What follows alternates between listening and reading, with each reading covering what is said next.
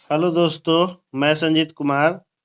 देखिए, यह जो ऑब्जेक्टिव क्वेश्चन है वह ऐसे विद्यार्थियों के लिए है जो 2023 में एग्ज़ाम देने वाले हैं। क्योंकि इस बार मैं क्या कर रहा हूँ, लास्ट में कुछ करने से तो कुछ हो नहीं पाता है ज़्यादा, तो इसलिए इस बार मैं साल भर अपने हाथ से खुद ऑब्जेक्टिव क्वेश्चन लिख करके और उसको यूट्यूब पर अपलोड कर दूंगा बना करके। इससे क्या होगा कि जो भी विद्यार्थी अपना साल भर लगातार यदि ऑब्जेक्टिव क्वेश्चन देख लेते हैं थोड़ा थोड़ा भी समय निकाल करके, तो उनका पूरा ऑब्जेक्टिव कवर हो जाएगा। तो यह क्वेश्चन उन विद्यार्थियों के लिए है जो 2023 में एग्जाम देने वाले हैं।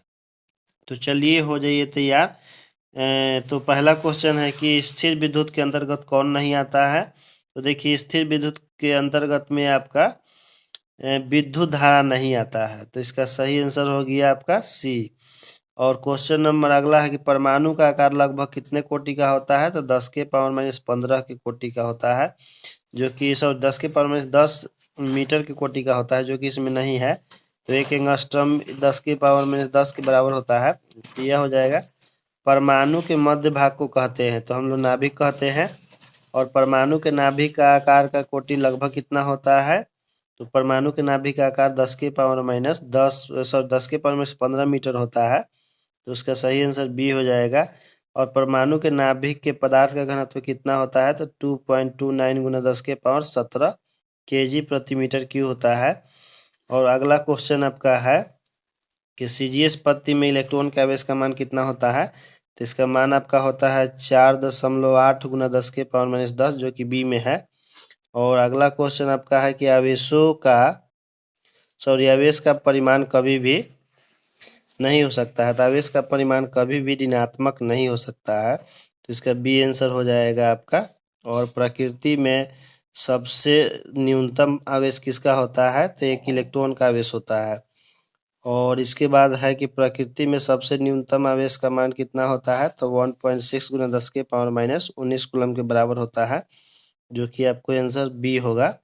और प्रत्येक इलेक्ट्रॉन बना होता है, तो प्रत्येक इलेक्ट्रॉन 3 डाउन क्वार्क से मिलकर बना होता है, तो इसका सही आंसर आपका बी हो जाएगा। और इलेक्ट्रॉन के विशिष्ट आवेश का मान कितना होता है। तो 1.8 गुना 10⁻11 होता है, तो ये आंसर हो जाएगा इसका।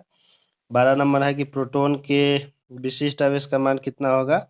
तो इसका आपका होता है 9.56 गुना 10⁻7 होता है, कि ये आंसर हो जाएगा। इलेक्ट्रॉन, प्रोटॉन और न्यूट्रॉन में सबसे हल्का कौन होता है। तो सबसे हल्का इसमें इलेक्ट्रॉन होता है, तो इसका बी आंसर आपका हो जाएगा। और इसके बाद आगे देखते हैं। तो चलिए आगे हम आ गए हैं। क्वेश्चन देखिए, एम्पियर सेकंड किसका मात्रक होता है। तो यह आपका होता है आवेश का होता है। और सीजीस पत्ती में आवेश का मात्रक क्या होता है। तो इस सीजीस पत्ती में आवेश का मात्रक स्टैट कूलम होता है, जो कि बी में है।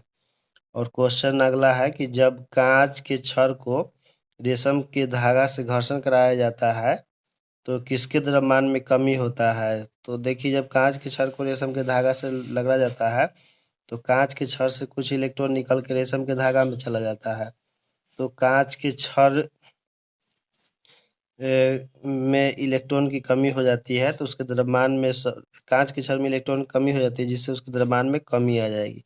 तो देखते हैं कांच के छड़ में, तो आंसर इसका ये हो जाएगा। और अगला क्वेश्चन है कि जब एक इलेक्ट्रॉन और एक पॉजिट्रॉन एक दूसरे के अत्यंत निकट आते हैं तो वे परस्पर संयोग करके क्या बनाता है। तो गामा किरण बनाता है, जो कि देखिए इसमें कहाँ है। तो ए में है। वह गुण जो दो प्रकार के आवेशों में भेद करता है उसे हम आवेश की ध्रुवता कहते हैं, जो कि ए में है। और अगला क्वेश्चन है कि प्रेरण विधि द्वारा आवेशन में होता है आवेश का त्याग, आवेश का ग्रहण, ना तो त्याग और ना ही ग्रहण। तो इसका सही आंसर सी हो जाएगा आपका। किसी वस्तु में प्रेरित आवेश का मान जो होता है आपका क्यू डैश बराबर होता है -q और 1-1/k के बराबर होता है, तो इसका सही आंसर ये हो जाएगा। उसके बाद अगला क्वेश्चन है कि निर्वात का परावैद्युतांक कितना होता है। तो निर्वात का परावैद्युतांक आपका लगभग 1 होता है।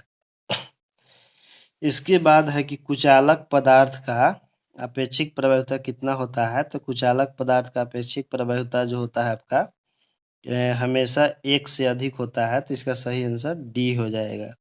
और धातुओं के लिए अपेक्षिक प्रवाहिता का मान अनंत होता है, तो इसका आंसर बी हो जाएगा। और ये अगला क्वेश्चन है आपका कि जब किसी धनावेशित चालक का संपर्क पृथ्वी से किया जाता है तो इलेक्ट्रॉन का प्रवाह होता है। तो धनावेशी चालक का संपर्क पृथ्वी से किया जाता है तो इलेक्ट्रॉन का प्रवाह आपका पृथ्वी से धनावेशी चालक की ओर होता है। तो इसका आंसर बी हो जाएगा। और अगला क्वेश्चन है कि जब किसी ऋणावेशी चालक का संपर्क पृथ्वी से किया जाता है तो इलेक्ट्रॉन का प्रवाह जो है चालक से पृथ्वी की ओर होता है। तो इसका आंसर आपका बी हो जाएगा। चलिए और भी क्वेश्चन है, सब मैंने खुद हाथ से लिखा है आप लोगों के लिए, तो इसको भी देख लेते हैं हम लोग। तो यह रहा आपका क्वेश्चन, देखिए क्वेश्चन आ गया आपका कि एप्सिलॉन नॉट का मान कितना होता है। तो इसका मान होता है 8.85 × 10⁻12, जो कि बी में है आपका कूलम बल है। यह संरक्षी बल भी है, केंद्रीय बल भी है। इसका आंसर सी होगा। परमाणु के नाभिक के अंदर कौन बल कार्य करता है, तो नाभिकीय बल काम करता है। तो इसका सही आंसर डी हो जाएगा आपका।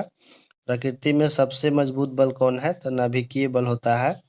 और प्रकृति में सबसे कमजोर बल कौन होता है, तो आपका होता है ये, उसका नाम ही है कमजोर बल, नहीं सॉरी गुरुत्वाकर्षण बल होता है।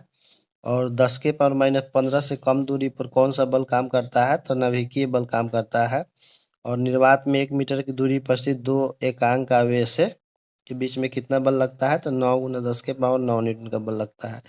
और एक कूलम आवेश में से एक कूलम निम्नलिखित में से किसके बराबर होता है, तो 1 एम्पियर × सेकंड के बराबर होता है, जो कि बी में है। और क्वेश्चन अगला है कि यदि किसी चालक में इतना इलेक्ट्रॉन निकाल लिया जाए तो उस पर उत्पन्न आवेश का मान कितना होगा, तो 1 कूलम के बराबर होगा, जो कि सी में है। आवेश के रैखिक घनत्व का ऐसा ही मात्रक कूलम प्रति मीटर होता है, जो कि देखिए आपका बी में है। और ये क्वेश्चन है कि यदि क्यू आवेश आर त्रिज्या के एक वलय पर एक समान रूप से वितरित होता है तो उस वलय का आवेश का रैखिक घनत्व कितना होता है, तो आपका होता है लैम्डा बराबर क्यू बटा 2πr, जो कि इस बी में है।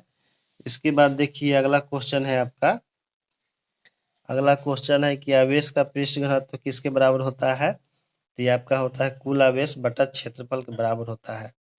तो इसका हो जाएगा आपका ए आंसर। और क्वेश्चन अगला है कि सबसे छोटे परीक्षण आवेश का मान कितना होता है, तो 1.6 × 10⁻⁻19 कूलम के बराबर होता है, जो कि बी में है। और 50 कूलम के दो बिंदु आवेश एक दूसरे 40 मीटर की दूरी पर 40 सेंटीमीटर की दूरी पर स्थित है। तो किसी आवेश से 20 सेंटीमीटर दूरी पर किसी परीक्षण आवेश को लाने पर उस पर कितना बल लगेगा, तो उस पर बल आपका 0 न्यूटन लगेगा। और क्वेश्चन नंबर 60 है कि समबाहु त्रिभुज के शीर्ष पर समान परिमाण क्यू के सजातीय बिंदु आवेश स्थित है। तो त्रिभुज की केंद्रक पर स्थित एक आवेश क्यू है, तो इस पर भी लगने वाला बल का मान आपका 0 होगा। तो इसका आंसर सही हो गया।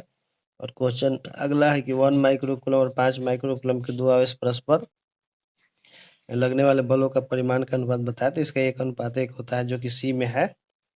और क्वेश्चन नंबर 62 है आपका, यदि क्यू आवेश आर त्रिज्या गोले पर एक समान रूप से वितरित होता है तो गोले का आवेश पृष्ठ घनत्व कितना होता है, तो क्यू बटा 4πr² होता है, जो कि बी में है।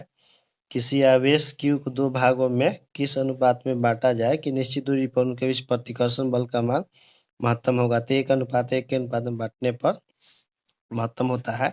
अगला क्वेश्चन है कि एक सरल रेखा पर बराबर दूरी पर 3 बिंदु आवेश क्रम से इतना इतना स्थित है, तो एक छोटका क्यू पर लगने वाला बल का मान 0 होगा, तो बड़का क्यू का मान कितना होगा, तो 3q होगा। और इसके बाद देखिए दो आवेशों के बीच लगने वाला बल का मान 16 न्यूटन है, तो उनके बीच दूरी को आधा करने पर बल का मान कितना हो जाएगा, तो वो आपका हो जाएगा 64 हो जाएगा, जो कि बी में है। तो इसके बाद चलिए हम लोग पेज पलटते हैं। इसके बाद देखिए अगला क्वेश्चन आपका है कि एक चालक पर इतना ऋण आवेश है तो इस पर कितने इलेक्ट्रॉन की कमी अथवा अधिकता होगी, तो इसका सही आंसर आपका होगा 66 का। देखिए इसमें ऑप्शन में दिया हुआ है आपका 66 नंबर क्वेश्चन का सही आंसर आपका बी है। 15 इलेक्ट्रॉन की अधिकता होगी। और दो सजातीयों में बराबर आवेश क्यू को मिलाने वाली क्यू के रख दिया जाए तो संतुलन की अवस्था के लिए, ये आपका क्वेश्चन नंबर 67 है। क्वेश्चन नंबर 67 का आपका सही आंसर जो है ए होगा। और क्वेश्चन नंबर 68 है कि यदि किसी पिंड से 1 सेकंड में इतना इलेक्ट्रॉन किसी अन्य पिंड में स्थानांतरित होता है तो 1 कूलम आवेश को स्थानांतरित करने में कितना समय लग गया? इसका आंसर होता है 198 वर्ष। और r दूरी से विलग 2 इलेक्ट्रॉनों के बीच लगने वाला बल समानुपाती होता है r−2 के। और यदि 2 आवेशों के बीच की दूरी आधी कर दी जाए तो उनके बीच लगने वाला बल का मान कितना हो जाएगा? तो 4 गुना हो जाएगा, जो कि डी में है आपका। निम्नलिखित में से किस आवेश का अस्तित्व संभव नहीं है? तो इसमें से जो आपका ये वाला डी है, यह अस्तित्व में नहीं है, क्योंकि इसमें इलेक्ट्रॉनों की संख्या निकालने पर आपका दशमलव में इलेक्ट्रॉन आ जाता है, जो कि नहीं होता है। किसी अचालक पदार्थ के गोले को आवेश देने पर वह वितरित होता है, कहीं नहीं वितरित होता है। तो इसमें से सतह पर केवल भीतर, इसमें से डी आंसर आपका सही होगा। r दूरी से विलग 2 आवेशों के बीच एक बल लगता है, तो यदि आवेशों का मान दुगना कर दिया जाए और उनके बीच की दूरी आधी कर दी जाए तो उनके बीच वैद्युत बल कितना हो जाएगा? तो इसका आंसर हो जाएगा आपका 64 गुना हो जाएगा। तो इसके बाद